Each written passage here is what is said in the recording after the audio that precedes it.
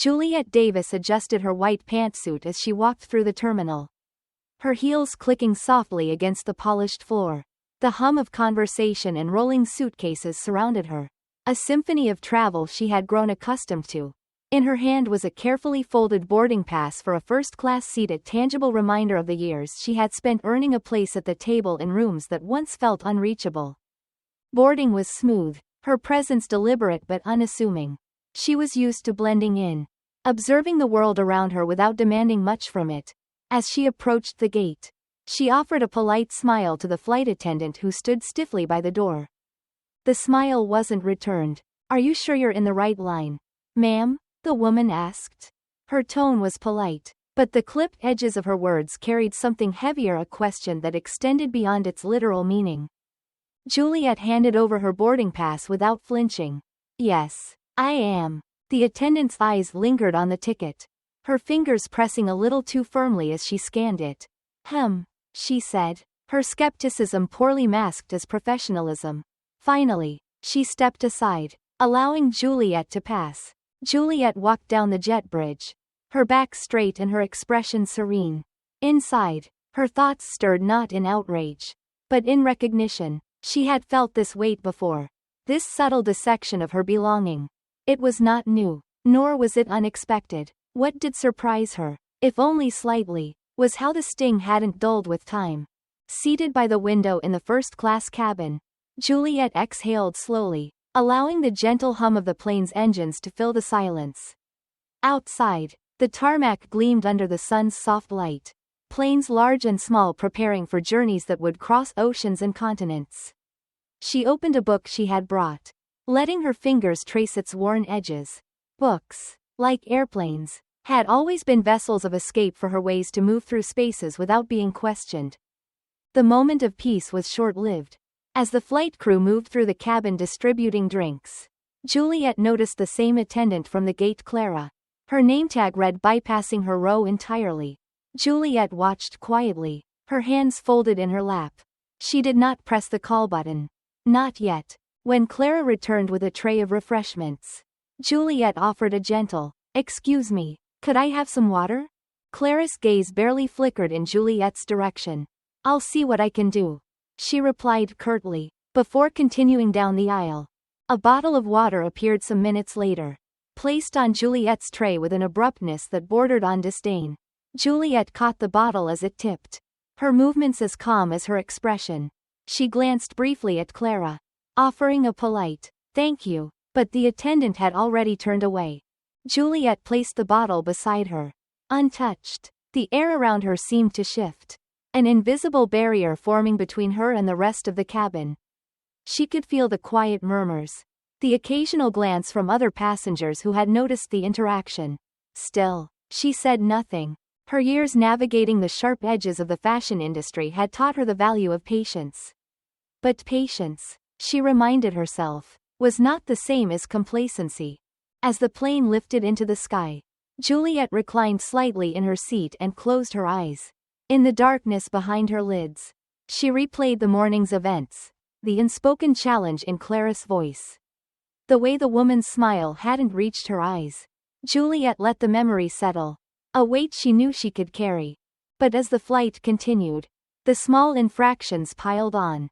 A skipped menu during meal service, a muttered comment, "Some people just don't belong here," that carried unmistakable venom. Each act was minor enough to be dismissed by someone who wasn't paying attention. But Juliet was paying attention. Her calm remained unbroken, her movements deliberate as she reached into her bag and pulled out a notebook. Its pages were filled with sketches and notes for her upcoming presentation in Paris. But now she began writing something else. She described Clara's behavior with the same precision she used to capture the lines of a gown or the drape of a fabric. There was power in detail, in creating a record no one could refute. The hum of the engines grew louder as the plane reached cruising altitude. Juliet looked out at the endless expanse of clouds, her reflection faint against the glass. It was a reminder of what she had always known. The world didn't always welcome those who looked like her. But that knowledge had never stopped her from taking up space, even in places designed to exclude her. A soft chime broke the silence as Juliet pressed the call button. Clara appeared moments later, her irritation thinly veiled. Yes? She asked, her forced smile betraying none of the hospitality one might expect from her role. Juliet's voice was quiet, steady. Is there a problem between us? Clara blinked, her composure faltering. I don't know what you mean. You've gone out of your way to make this flight uncomfortable for me. Juliet continued, her tone measured. I'd like to know why. For a moment, the cabin seemed to hold its breath. The murmur of other passengers faded into silence as Clara stood frozen, caught between denial and the weight of being seen. Juliet didn't raise her voice or offer an accusatory glare. She simply looked at Clara, her calm demeanor a mirror that reflected everything the attendant's actions had tried to obscure. I treat all passengers the same, Clara muttered, but her words lacked conviction. Juliet tilted her head slightly, her gaze unwavering. Do you? Because it certainly doesn't feel that way. The tension in the air was palpable. A quiet storm that needed no theatrics to be felt. Clara, for once, had no response. Juliet leaned back in her seat, her composure unbroken. I suggest you reflect on your actions, she said simply, her voice carrying the weight of someone who had been underestimated one too many times. The rest of the flight passed without incident. Clara avoided Juliet entirely, her earlier arrogance replaced by an uneasy silence. Juliet, meanwhile, returned to her notebook, documenting every detail with the precision of someone who understood that the small things, every glance, every word, every moment had a story to tell. As the plane descended toward Paris, Juliet closed her notebook and looked out at the city below. She wasn't angry, nor was she satisfied. What she felt was something deeper, a quiet determination. A realization that this flight was just the beginning of a much larger journey. The taxi moved steadily through the winding streets of Paris, the late afternoon light casting long shadows across the Seine. Juliet Davis sat silently in the back seat, her hands resting lightly on her lap. Outside the window, the city unfolded like a familiar story, its tree-lined avenues, elegant balconies, and timeless monuments standing in quiet defiance of time. Yet, Juliet's mind was elsewhere, replaying the events of the flight, each moment vivid and unrelenting. When the car pulled up to her hotel, a grand building adorned with ornate ironwork and soft, golden light spilling from its windows, she offered a quiet, merci, to the driver. As she stepped into the lobby, her heels clicking softly against the marble floor, the weight of the day felt heavier than her carry-on bag. In her suite, Juliet placed her belongings neatly by the door and walked to the window. The Eiffel Tower loomed in the distance, a symbol of resilience and beauty. Yet its presence did little to soothe the storm that lingered within her. The city's lights twinkled like stars, indifferent to the quiet indignation she carried. Juliet had endured slights before, both overt and subtle. They came in many forms. A glance too long, a voice dripping with condescension, an unspoken question of whether she belonged. In boardrooms, at dinner parties, even in boutiques that displayed her own designs. But this Clara's dismissive tone, the open disdain, it struck a deeper chord. It wasn't the act itself that lingered, but the reminder it carried, that no matter how far she had climbed, the climb was never truly over. She poured herself a glass of water and sat on the edge of the bed, the cool liquid offering a brief reprieve. Her notebook sat on the bedside table, its pages waiting to be filled. For a moment, she hesitated, the weight of her pen feeling heavier than usual. Then, with measured strokes, she began to write. She documented every detail of the flight, Clara's tone, her actions, the deliberate exclusions that had unfolded in plain sight. The facts were laid bare, unembellished but unmistakable. When she finished, Juliet leaned back and closed her eyes. It wasn't anger she felt but a quiet resolve. Anger, she had learned long ago, could burn bright and quick. But resolve endured. Later that evening, she called Sophie. Sophie's voice was warm, tinged with curiosity. Juliet, I thought you'd be enjoying Paris by now. What's on your mind? Juliet recounted the events of the flight with precision, her tone steady and measured. Sophie listened in silence, save for the occasional gasp or exclamation of disbelief. When Juliet finished, there was a moment of quiet on the other end of the line. That's outrageous, Sophie finally said, her voice firm. You shouldn't have to deal with this. Not after everything you've accomplished. Juliet allowed herself a small smile.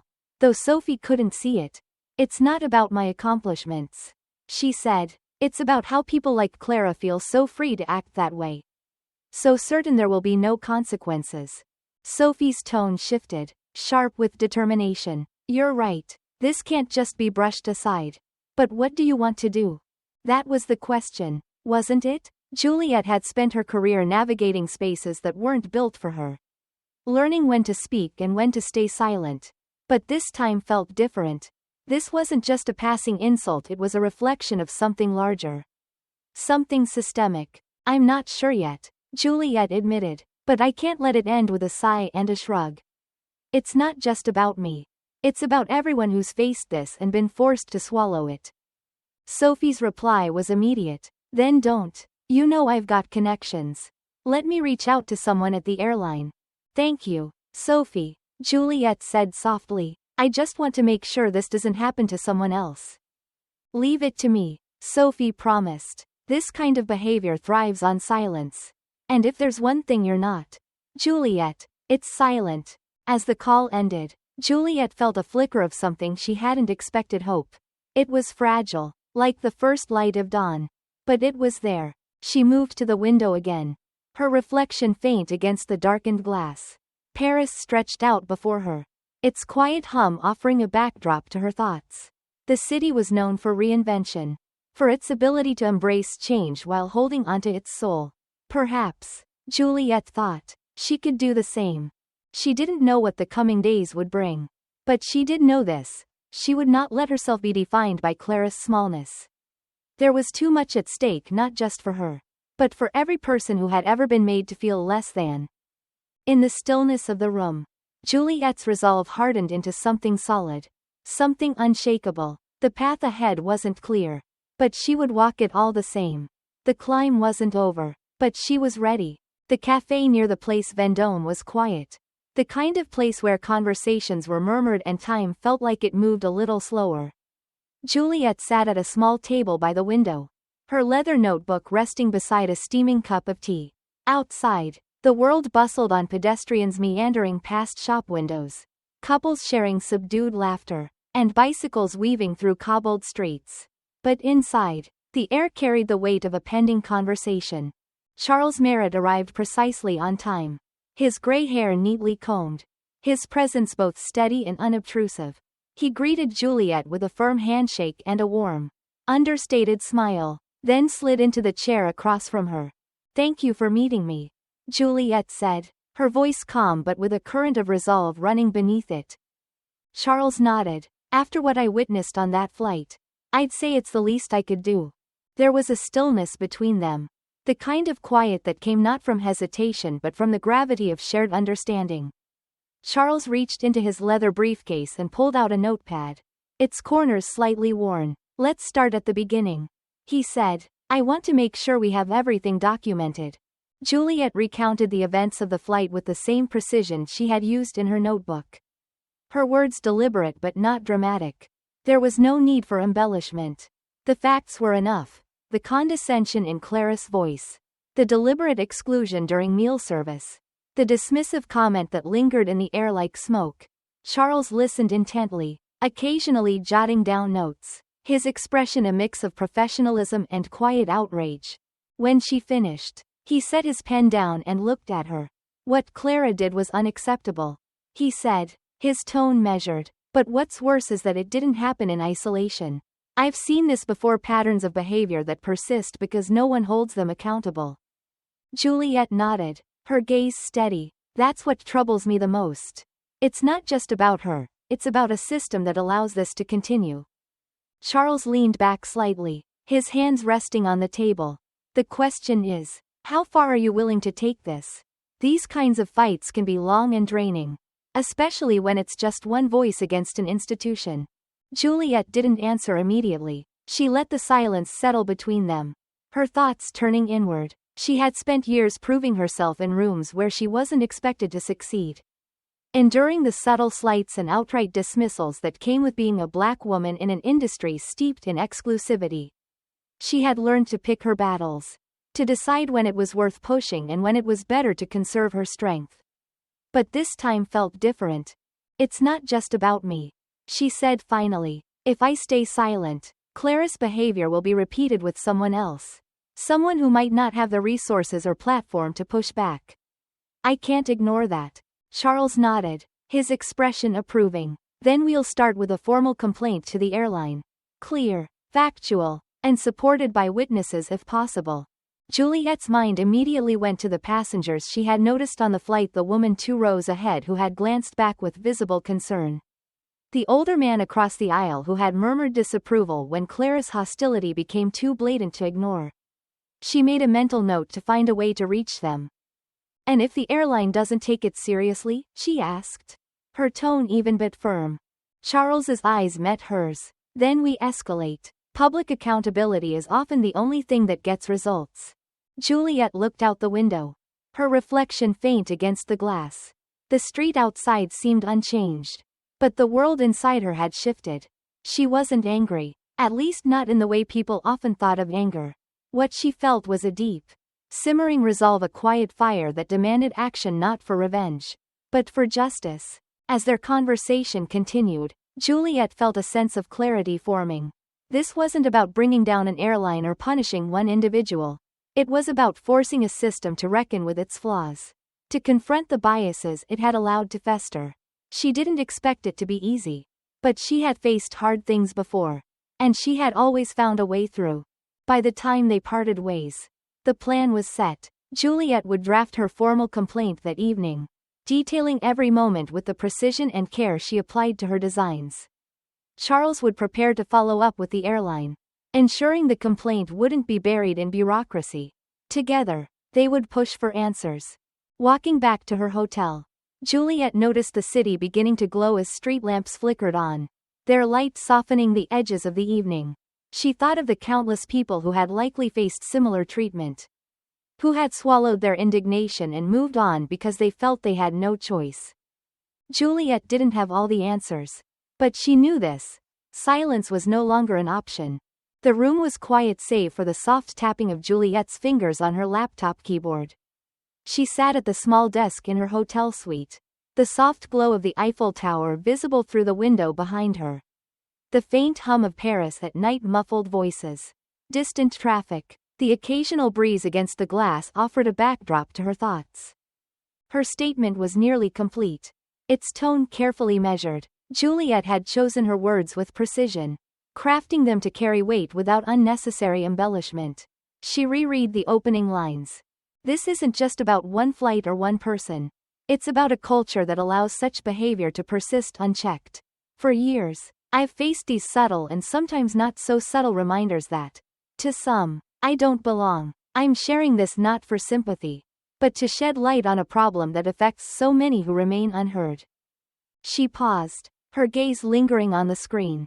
There was no anger in her words, no theatrical outrage. Instead, there was a quiet insistence, a demand for recognition and accountability, the kind of demand that came not from a place of vengeance, but from a belief in the possibility of change.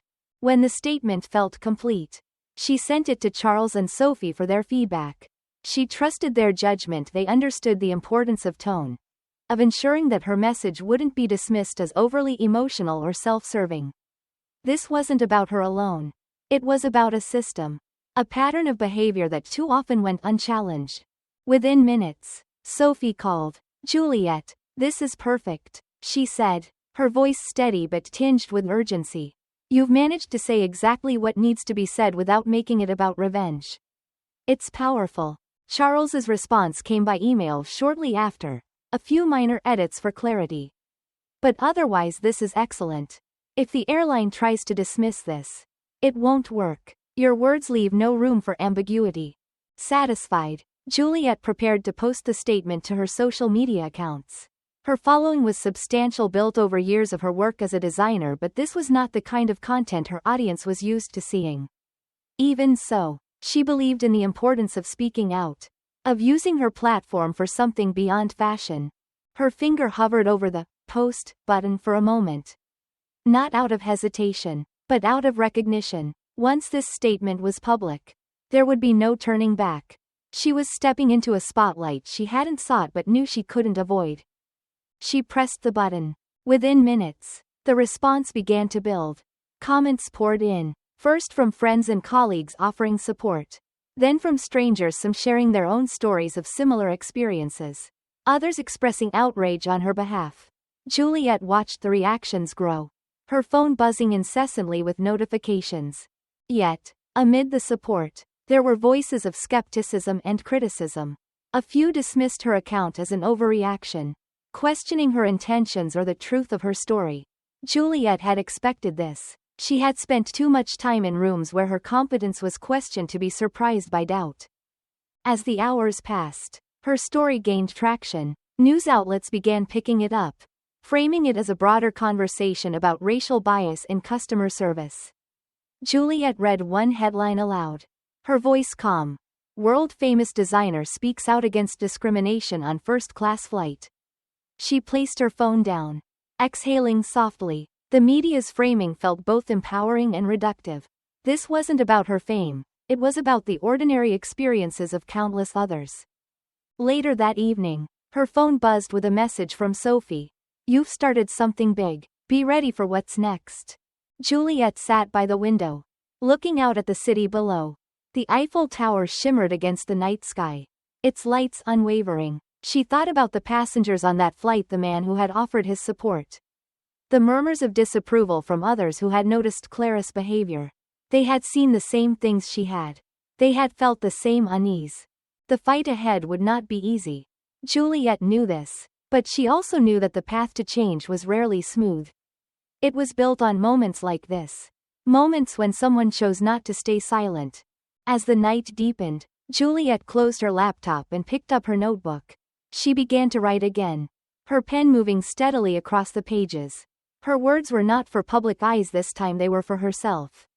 A reminder of why she had chosen to speak, of the quiet strength she had carried with her through years of subtle exclusions and overt dismissals. She wrote until the city grew quiet, her determination filling the spaces where silence once lingered. The email arrived late in the evening. Its subject line innocuous: "Follow-up regarding your experience on Flight 3748. Juliet opened it with measured anticipation, the light from her laptop casting a faint glow in her otherwise dimly lit hotel room. The message, as expected, was polite yet vague. The airline thanked her for bringing the matter to their attention and assured her that an internal investigation was underway. It promised a review of their customer service standards and concluded with the familiar refrain: "We appreciate your feedback and are committed to ensuring a positive experience for all passengers." Juliet stared at the words, her expression unreadable. The response was neither surprising nor satisfying. It was crafted to placate, a hollow acknowledgement that left the substance of her concerns unaddressed. She forwarded the email to Charles with a brief note: "Exactly what we anticipated." The reply came quickly: "This is a delay tactic. They're hoping you'll let it go. Time for the next step." The next step meant a formal meeting with representatives from the airline. Arranged through Sophie's connections, it was scheduled for the following morning at a nondescript office building on the outskirts of Paris. Juliet prepared herself meticulously, reviewing her notes and compiling the evidence she had gathered, her detailed account of the flight, the testimonials of other passengers, and the increasing volume of support her public statement had garnered. When she arrived, the room was as sterile as she had imagined: neutral-toned walls, a polished conference table, and a carafe of water flanked by disposable cups. Seated across from her were two men and a woman, each dressed in corporate attire that exuded professionalism but lacked warmth. The woman introduced herself as Laura Hastings, a senior representative in customer relations. The men offered their names but no titles, their roles deliberately ambiguous. Juliet greeted them with calm politeness, her composure a quiet but undeniable strength. She listened as Laura began with the expected apologies, expressions of regret for her experience, assurances that the airline took such matters seriously. "We want to make it clear," Laura said, her tone carefully modulated, "that this behavior does not reflect our company's values." Juliet inclined her head slightly, her gaze steady. "And yet, it happened. A pause. The air in the room shifted. The weight of her words settling over the table. Laura cleared her throat and pressed on, outlining the steps the airline claimed to be taking. A review of the incident. A temporary reassignment for Clara while the investigation continued. And an evaluation of their training programs. Juliet listened without interrupting, her expression betraying neither satisfaction nor frustration. When Laura finished, Juliet leaned forward slightly, her hands folded on the table. I appreciate your response, she said evenly, but I have to ask, how many complaints like mine have you received before? How many were quietly filed away without meaningful action? Laura's composure faltered for a fraction of a second. A crack in the polished veneer. I can't speak to that directly, she said, her voice less certain, but I can assure you that we're committed to addressing this. Juliet nodded, the gesture more acknowledgement than agreement. I've heard from others who've experienced similar treatment. Some by Clara, others by different members of your staff. This isn't an isolated incident. It's a pattern. The room grew quieter, the tension palpable. One of the men, the older of the two, leaned forward, his tone measured. Ms. Davis, we're doing everything we can to resolve this matter. But we also hope you understand that systemic change takes time. Juliet met his gaze, her voice steady but firm. Time is a luxury for those who don't have to live with the consequences. This isn't just about my flight. It's about the people who didn't or couldn't speak up. The ones who were ignored because their voices didn't carry the weight of a public platform. The man leaned back, his expression thoughtful but unreadable. Laura shifted uncomfortably in her chair, glancing briefly at her colleagues before addressing Juliet again. What do you want from us, Ms. Davis? Juliet didn't hesitate. Transparency and accountability, not just for Clara, but for the system that allowed her behavior to go unchecked. I want to see tangible changes. Not just in how you respond to complaints, but in how you train and support your staff to prevent this from happening in the first place. For a moment, no one spoke. The weight of her words lingered, filling the space between them. Juliet remained calm, her posture poised, her expression resolute. She wasn't here to negotiate, she was here to insist. The meeting ended with promises, commitments to review policies, to implement changes, to keep her updated on the investigation's progress. But Juliet left the building with no illusions. Promises were easy, actions were harder. That evening, back in her hotel room, Juliet wrote another statement, this time for herself. It wasn't meant for public eyes but for clarity, a way to organize her thoughts and reaffirm her purpose. She wrote about the meeting, about the polite deflections and the undercurrent of reluctance.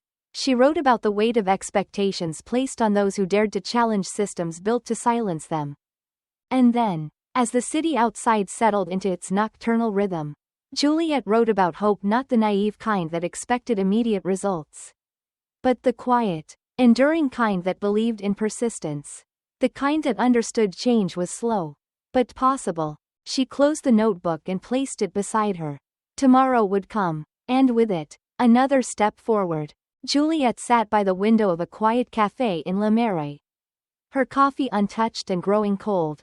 Outside, the narrow streets buzzed with life, tourists snapping photos, locals conversing in soft French. The occasional sound of laughter carried on the breeze. The vibrancy of Paris stood in stark contrast to the quiet resolve she felt deep within. Her phone sat on the table, its screen lit with a flood of notifications. Her story had taken on a life of its own, shared across social media and picked up by news outlets around the world. The narrative had shifted from her personal experience to a broader conversation about racial bias in customer service. Juliet read the headlines without emotion, her expression calm but reflective. She scrolled through the messages that had poured in, some from strangers sharing their own stories of discrimination, others offering support or simply gratitude for her willingness to speak out. But there were also voices of skepticism, questioning her motives or dismissing her experience as exaggerated. Juliet wasn't surprised. She had long understood that for every step forward, there would be those who tried to pull her back. Among the messages, one stood out. It was from a former flight attendant who had worked for the same airline. Her words were simple but powerful. Thank you for speaking up. People like Clara have been allowed to act this way for years because the system protects them. Maybe now, things will finally change. Juliet set her phone down and stared out at the cobblestone street. The weight of responsibility pressed against her. But it wasn't unwelcome. She had chosen this path, knowing it would be difficult, knowing the outcome wasn't guaranteed. What mattered was the effort, the act of standing up and refusing to be silent. Later that evening, she met with Sophie and Charles at a small bistro tucked away from the city's busiest streets. The table was lit by the soft glow of a candle, their conversation punctuated by the occasional clink of silverware from nearby diners. "They're stalling," Charles said, his voice steady but firm. "The airline's response is vague by design. They're hoping the public attention fades before they have to make real changes." Juliet nodded. She had expected as much. "So we push forward," she replied. "What's the next move?" Sophie leaned in, her expression resolute. "I've been talking to a few people in the industry. There's more to this than Clara's behavior. The airline has a history of dismissing complaints like yours. If we can gather enough evidence, we can show this isn't an isolated incident, it's systemic." Juliet's fingers traced the rim of her coffee cup as she considered Sophie's words. The idea of turning her experience into a broader investigation felt daunting. But also necessary. It wasn't enough to address her own situation. She wanted to shine a light on the system that had allowed it to happen. Charles chimed in. "I've been compiling statements from passengers who witnessed what happened on your flight. A few are willing to go on record. That, combined with accounts from former employees, could build a strong case." Juliet met his gaze, her expression calm but unwavering. "Then let's do it. If they won't take responsibility willingly, we'll make it impossible for them to ignore." The next few days were a whirlwind of activity. Juliet worked with Charles and Sophie to draft a formal complaint that went beyond her individual experience. It outlined the broader pattern of discrimination within the airline, supported by testimonials and documentation. The complaint wasn't just a demand for accountability, it was a call for systemic reform. When the document was ready, they submitted it not only to the airline but to regulatory bodies and advocacy organizations that could amplify its impact. Juliet knew this would escalate the situation, but she welcomed the challenge. Silence, she reminded herself, was the ally of injustice. As the days turned into weeks, the pressure began to build. News outlets continued to cover the story, and public scrutiny on the airline intensified. Former employees came forward with their own accounts, painting a picture of a workplace culture that tolerated and at times enabled discriminatory behavior. Juliet read their stories with a mix of sadness and determination. She wasn't alone in this fight, and that gave her strength. One afternoon, Juliet received a call from Robert Langston, the airline's head of customer relations. His tone was markedly different from their first conversation, less polished, more urgent. "Ms. Davis," he began, "we've been reviewing the evidence you submitted, and I want to assure you that we take this very seriously. Changes are already underway." Juliet listened silently, her expression calm. When he finished, she spoke with quiet conviction. "Mr. Langston, words are easy. What I want to see are actions. Concrete steps to ensure this doesn't happen again, not just to me, but to anyone. We're implementing mandatory bias training for all staff," Langston said quickly, as if to reassure her. "And we're revising our complaint review process to ensure greater transparency." Juliet paused, letting the weight of her words settle before responding. "That's a start, but it's not enough. Accountability doesn't end with training. It requires a culture shift, one that ensures people like Clara are held responsible for their actions, and one that supports the employees who do the right thing." Langston's silence on the other end of the line spoke volumes. Juliet knew he was listening, even if he wasn't ready to agree. As the call ended, Juliet felt a sense of clarity. This fight wasn't about her reputation or even about one airline. It was about challenging the quiet, pervasive systems that allowed prejudice to thrive unchecked. It was about giving a voice to those who had been silenced and creating a world where such voices would no longer need to shout to be heard. That night, as the city lights of Paris shimmered outside her window, Juliet sat with her notebook once more. Her pen moved steadily across the page, the words forming not a conclusion, But a beginning. Change is slow. It is messy and uncomfortable. But it is also inevitable when enough voices demand it. Today, I added mine. Tomorrow, I will do it again. Juliet stood in her studio, the light filtering softly through the tall windows. On the table before her lay swatches of fabric and sketches for her upcoming collection.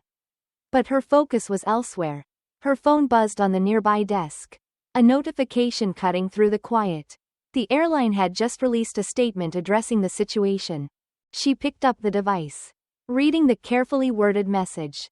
The airline apologized for her experience, acknowledged systemic shortcomings, and outlined steps they claimed were already underway.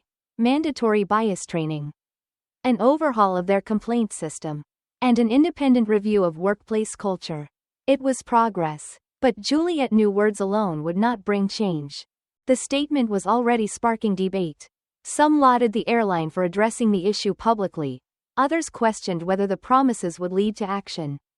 Juliet felt the tension in those responses. The push and pull of skepticism and hope that often followed such announcements. As she set the phone down, her thoughts shifted to the broader ripple effects of her actions. What had begun as a personal ordeal was now part of a larger conversation. One that extended far beyond a single flight or a single airline. Blank. Blank. Later that day, she met Charles and Sophie at a modest cafe not far from her studio. Their discussions had become a regular occurrence. A collaboration born of shared purpose.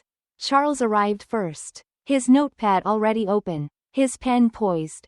"I've been reviewing the airline's statement," he said as Juliet settled into her seat. "It's a start, but it's vague. No timelines, no specifics. They're leaving themselves room to maneuver." Juliet nodded, unsurprised. "Then we keep the pressure on. The promises they've made need to be measured against their actions." Sophie arrived moments later, her energy brisk and determined. "You'll be glad to know that your story has started to inspire others. I've been contacted by several advocacy groups looking to collaborate. They want to use your platform to push for industry-wide changes." Juliet sipped her coffee, letting Sophie's words sink in. She hadn't intended to become an advocate, but the role was beginning to feel inevitable. There was a quiet power in knowing that her voice could amplify those who had been unheard for too long. Blank. The following week, Juliet was invited to speak at a summit hosted by Aviation for Equality, a nonprofit advocating for diversity and inclusion in the airline industry. The event was to be held in London, bringing together industry leaders, employees, and activists. Public speaking had never been her strength, her voice had always been her work. The designs that spoke for her. But this felt different. It felt necessary. When she arrived at the summit, the room buzzed with anticipation. Executives sat alongside flight attendants. Journalists mingled with grassroots organizers. The diversity in the audience reflected the change the summit hoped to inspire. When Juliet's name was announced, the applause was warm but measured. She walked to the podium with a calm demeanor, her notes tucked neatly in her hand. For a moment, she stood in silence, letting the room settle. "Good morning," she began, her voice steady but soft. "I didn't come here today as an expert or an activist. I came as someone who experienced a moment that reflected something much larger, a system that, in subtle and overt ways, often excludes rather than includes." The room was silent, the audience leaning in. "What happened to me on that flight was not unique," she continued. "It was a symptom of a culture that allows bias to persist, unchecked and unchallenged. And while it would be easy to focus on one person's behavior, the truth is, this isn't about one person. It's about the structures and practices that allowed that behavior to feel permissible." She spoke about her experience, not in anger but with clarity, weaving her personal story into the larger narrative of systemic inequity. She acknowledged the complexities of change, the resistance it often faced, and the discomfort it could bring. But she also emphasized the necessity of that discomfort the way it signaled growth. "We cannot fix what we refuse to confront," she said, her gaze sweeping the room. "And we cannot confront it alone.